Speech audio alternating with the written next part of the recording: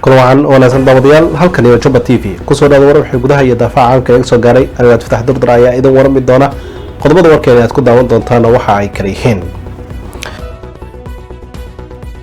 wasiir fiqi oo ka hadlaya arrimo la xiriira hay'adda maareynta musiibooyinka qaranka wasiirka amniga gudaha oo kormeeray xarumaha ay ka howlgalaan hay'adda socdaalka iyo jinsiyadaha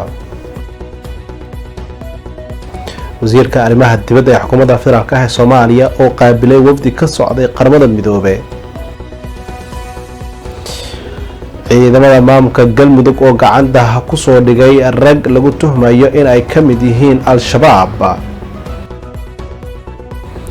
xarunta qaran ee gurmadka degdega ah oo soo saartay warbixin la xiriirta xaaladda abaaraha dalka akhbaaraadka dibadda ee warkeena aad ku daawan doontaan waxaa ka mid noqon doona duufaano sababtay dhimasho iyo burbur hantiyadeed oo ka dhacday dalal badan oo dhaca qaaradda Yurub iyo ra'iisul wasaaraha dalka Finland oo ka hadashay muuqaal laga duubay oo lagu baahiyay baraha bulshada intaasi waa qaar ka mid ah qodobada warkeena aad ku daawan doontaan markaas u diyaar garoow iyagoo faahfaahsan